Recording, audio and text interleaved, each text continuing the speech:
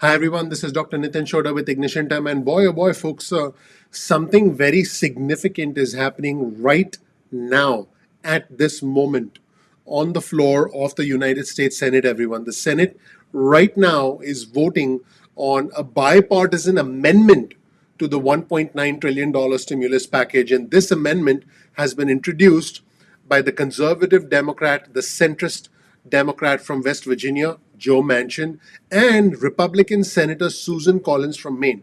So, a Democratic senator from West Virginia, Joe Manchin, and a Republican senator from Maine, Susan Collins, together introduced an amendment, a bipartisan. That's why it's called bipartisan, because a Republican and a Democrat introduced it. And this amendment is as follows: they want to lower the income threshold for the $1,400 stimulus checks from $75,000 to $50,000, and the checks would phase out completely at $75,000. Folks, let's go right now to the floor of the United States Senate, everyone. My name is Dr. Nitin Choda with Ignition Time. I want to welcome you to my channel. I will take you now live to the floor of the United States Senate, where the senators are voting, folks, on this bipartisan amendment right now as we speak. And what is happening is, like I said, the senators are voting, and my expectation is, based on early indications, it does look like this amendment might actually get enough support. Let's go right now to the floor of the United States Senate, everyone. Looking at the amendment on the floor of the United States Senate that is being voted on right now.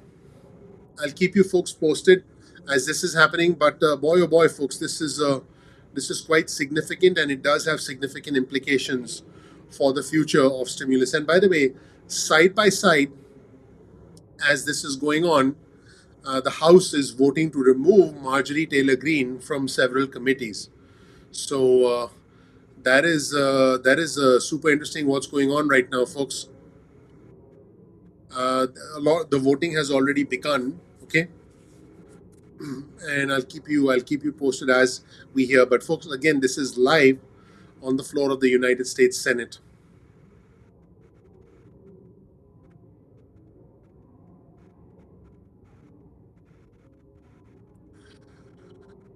And folks, while this is happening, okay, I can confirm that the Biden administration, folks, is looking into. Okay, let me actually make sure I can get the right screen here, folks. The Biden administration is looking into waiving student debt. So let me actually show you a new article, folks, that was just published in the Wall Street Journal. And I'll actually show you folks this article right now. Give me a second. I'm sort of doing multiple things at one time here. Give me just one moment. Okay, here we go. So I think I have the article pulled up. There we go. So the Biden administration, folks, is thinking of forgiving student debt by executive action. So very interesting. The Biden administration is considering using executive action to forgive America's federal student debt. And President Biden had previously said he couldn't do it. He had asked Congress to write off $10,000 in student debt. But right now, the White House is saying our team is reviewing whether there are any steps he can take through executive action and would welcome the opportunity to sign a bill sent to him by Congress. Pretty interesting, folks. Forgiving student debt, okay, is something that the Biden administration is considering. Major news right there, folks. Let's get back to the floor of the United States Senate as they vote on an amendment to the 2021 budget resolution to further target stimulus checks, everyone. Pretty interesting.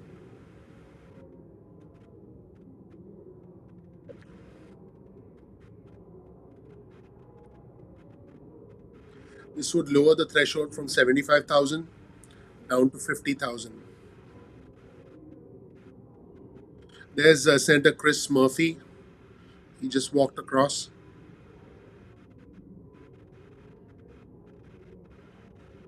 So this, folks, this is just so that you're clear, folks. This is how the Senate works. The senators get together, they debate, they talk, they share ideas, and then they vote. And then whatever they vote on becomes a bill, becomes a document that then goes to the president for signature. This is how our system of government works. And right now, I believe that they are debating, and after they debate, they'll go ahead and vote on it. And after they vote on it, we will have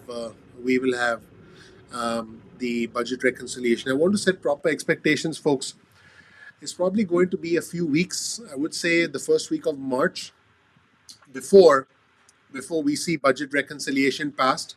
So, folks, this is not going to happen anytime soon, but this will take a few weeks to get passed. It's not going to happen like tomorrow, okay? Let's see. Is that Chuck Schumer? Yeah, that is Chuck Schumer right there. That's Schumer right there. Folks, we're looking at live images from the floor of the United States Senate as they debate the amendment to the 2021 budget resolution, which initiates the process for the $1.9 trillion stimulus package, folks. Okay, so let's see. Is that Mitch McConnell? Yeah, if I'm not, folks, I believe right here, I believe that's Mitch McConnell, everybody's best friend. He's your best friend, right, Mitch McConnell? And I believe, is he talking to Lindsey Graham? I can't tell because his back is turned towards us.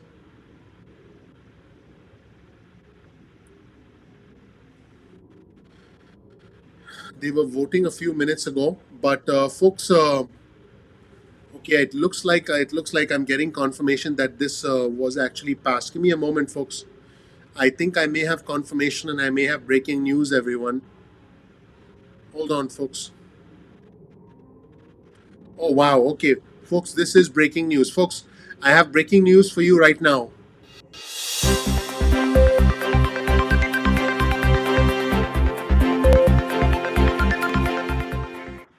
Folks, the breaking news is as follows. It appears as if the next round of stimulus checks is going to be narrowly targeted, more narrowly targeted. Now, the reason I say this is that the Senate has passed. They have passed the Manchin-Collins amendment, which will bar higher income earners. Now, again, I didn't think that there was any need to do that, but guess what? They did it, and 99 senators voted for it, and one senator voted against. Folks, do you want to guess who was the one senator who voted against barring higher income earners from the stimulus checks? You guys want to guess? It's going to surprise you. Rand Paul voted no. Rand Paul voted no. Yep. This is a strange world that we live in, folks. So, folks, I can confirm to you. In fact, let me pull that up on your screen right now, folks. This is reported by Burgess Everett.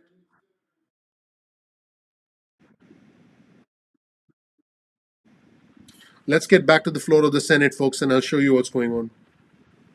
The yeas are 99, the nays are 1, and the amendment is agreed to. You heard it live, folks. Senator from Pennsylvania. Mr. President, I call up my amendment number 553 and ask that it be reported by number.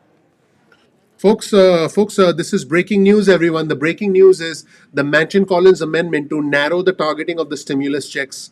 It's an amendment. This has passed the Senate 99 to 1. Now, folks, I do want to be clear that this is non-binding. This is non-binding, but it does tell us where things are headed. 99 to 1. The one person who voted against it was Rand Paul.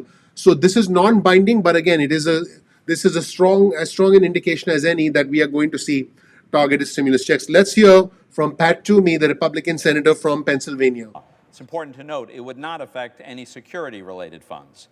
It's important because sanctuary cities like San Francisco and Philadelphia and my state have radical policies that actually forbid the local police from cooperating with federal immigration officials, even when the local police would like to cooperate. These policies are dangerous. They cost us time and money, but most importantly, by far, is the tragic cost to human beings. People like Kate Steinle, killed by an illegal immigrant who opened fire on a San Francisco pier. This shooter had been convicted of 7 felonies, been deported 5 times. Why was he on the pier that night? Because the San Francisco chose to release him rather than cooperate with federal authorities that wanted to take him off the streets. The senator's time has expired. By the way, folks, that's Reverend Raphael Warnock. He's presiding over the proceedings today. Now, this is Senator Dick Durbin, the Democrat from Illinois. Let's listen to what he has to say, folks. When it comes to identifying public safety needs, hundreds of cities and counties have decided they don't want to be immigration police. Why? Because their resources are stretched Now, in case you're wondering, why are these guys talking about immigration when they're supposed to be working on stimulus relief? Well, because any senator can come up with any amendment that they want related to anything. So what you're seeing right now is a PR show. You're seeing them campaigning right now, folks, for future political office. You're seeing them using this as a stage to make their voice heard. And in the future, you'll see their opponents say, you said this, so we're going to use that against you in campaign ads. What you're looking at right now is pretty much people talking about anything they want, from immigration to all sorts of policies. Senator Marco Rubio introduced more than 24 amendments. And latest reporting suggests, folks, that they will keep debating these amendments, most of them not COVID related, until Friday morning, until tomorrow morning. Are they going to work through the night? Absolutely not. But they're going to keep debating, then they'll take a break, they'll come back, they'll keep debating tomorrow, and then the budget resolution will pass, and then they'll start writing the $1.9 trillion bill, and it'll get 50 senators, boom. So folks, I just want to be clear. After this budget resolution passes, they'll draft the bill, which is going to take, I would imagine, a week at least, maybe two. Then we'll hear about all the negotiations going on about the bill. Then the Democrats will pass it in the Senate, and then it'll go to the president's desk for signing. I do expect a major stimulus package to be signed by the end of this month or the first week of March. But right now, you're hearing them talking about different things, because the way amendments work to the budget resolution is any senator can bring about an amendment related to anything. So there's going to be a lot of non-COVID related items from both sides, the Democrats as well as the Republicans. Okay, let's hear what's going on right now.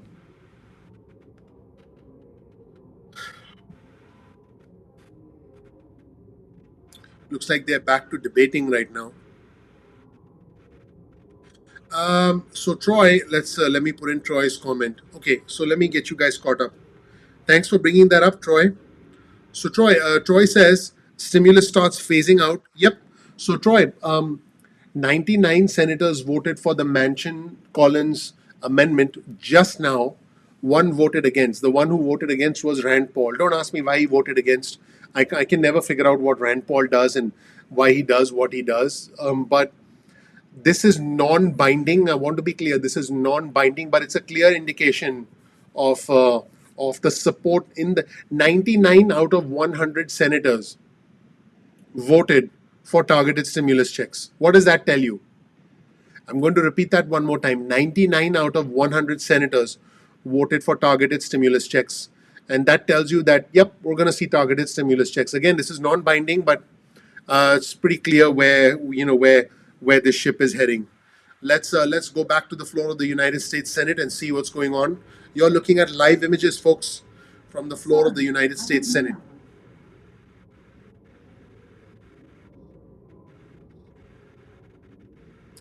I don't believe the vote actually finished.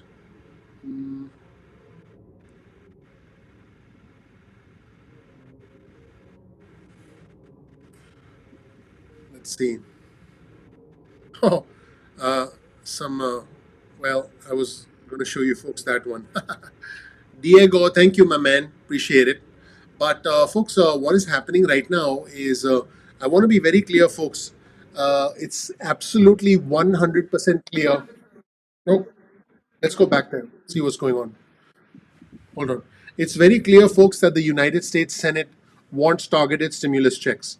It's very clear that the president's open to it. And I think, again, even though the vote is non-binding, I wouldn't be surprised if that does indeed happen. 99-1, what does that tell you? Tells you it's a done deal.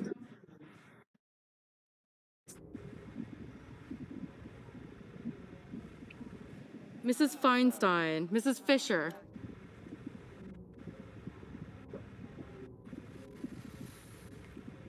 Mrs. Gillibrand, Mr. Graham, Mr. Grassley, Mr. Haggerty. Ms. Hassan, Mr. Hawley, Mr. Heinrich, Mr. Hickenlooper, Ms. Hirono, So, Mr. folks, as you're looking at this, folks, notice that different senators are talking to each other. This is how the United States Senate works, folks. So, different senators talk to each other, they debate, they argue, they each try to convince each other of what they feel is right. And obviously, now how do United States senators know what is best for their constituents?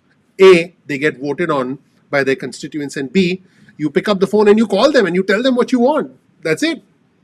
And so then they become they are meant to be your voice, my voice. My senator's meant to be my voice. Your senator's meant to be your voice on the floor of the United States Senate. So you can see them debating right now, folks. Let's check it out. Let's get back to some audio here. Let's see. I can recognize if Reverend Raphael Warnock is presiding. I think he's on his cell phone. Check that out. He's on his cell phone. I guess he's tweeting right now. Or maybe he's sending an email. Mr. Peters, Mr. Portman, Mr. Reed, Gotcha. Mr. Risch, Mr. Romney, It's okay. Ms. Rosen, Mr. Rounds, We're all human. Don't be too hard on him. Mr. Sanders, Mr. Can we find others who are goofing around on their cell phone, like Reverend Raphael Warnock? Right there, he's right there, and he's presiding over the Senate proceedings today. Ms. Smith,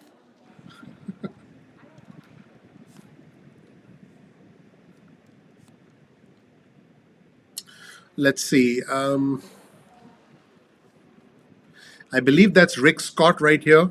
I believe Rick Scott. Ms. Stabenow, And I Mr. believe he- Sullivan, Mr. Tester, Mr. Thune, Mr. Tillett, I think he's speaking with Senator Susan Collins. Yep, that's Senator Susan Collins right there from Maine. Oh, by the way, Mr. Warner. folks, Senator Susan Collins, along with Joe Manchin, actually introduced this amendment. Okay. Mr. Wyden, Mr. Young, So, folks, you know what I find interesting? Despite all the anger and the animosity that we see on media, right? They, obviously the Republicans are going to go on Fox and bash the Democrats, and the Democrats are going to go on CNN and bash the Republicans. But in the end, folks, I got to tell you, when you look at them working like this, they're actually doing the people's work. And I know, listen, I know that a lot of us are disillusioned. I get that. I'm not saying you're wrong. But I am saying that this is the beauty of our system of government. Not all countries work like this, folks. Not all countries work like this. A lot of countries, don't even have room for free speech. Don't even have room to speak openly and engage in a dialogue on YouTube. So, and look, our country is not perfect. I want to be clear. Social media censorship of conservative views, democratic views, whatever. No country is perfect. If you want perfect, I don't know, there's a place called La La Land. La La Land is perfect. We don't live in utopia, guys. We live in a system that is good, but by its very nature, it's imperfect. Okay, so let's get back to this. Let's see what they're up to. Hickenlooper, Kelly, King, Let's see what Toomey's Klobuchar, introducing. Leahy, Manchin, Murray, Ossoff, Padilla, Reed, Oh, Rosen, okay, so see, Sanders. so folks, remember now this is something Toomey is introducing. Folks, now here's the interesting thing. There are over 500 amendments that have been introduced by different senators, and so each of them are going to introduce their pet projects. They're gonna be like, well, we need to vote on this, we need to vote on that, and that's not a bad thing. They're just gonna try and get some things done. And in fact, let me show you. Speaking of pet projects, let me show you my screen. Folks, check out this video, the comedy and the mania over the U.S. Senate happening right now. So check out this video where I highlighted what the different why these different senators are coming up with all these different amendments in the United States Senate. So definitely check that out. Let's get back to the floor of the Senate. So, folks, I think the stimulus portion is indeed covered. So let me come back here. So, folks, you heard it here first. A unanimous vote. Again, it's non-binding, but a unanimous vote. 99 senators voted to further target the stimulus checks, bringing the income thresholds down from 75,000 to 50,000 for single. And then As far as the couples go, my understanding is it comes down from 150 to 100. And if you're single, making more than $75,000, based on your most recent tax return, I've had questions like, which tax return is this? The answer is it's your 2019 or 2020 tax return. If you filed in 2020, which most of us haven't, I haven't. I have help with my QuickBooks and I have someone helping me. I hate QuickBooks, so I still have to do all the QuickBooks because I own multiple businesses.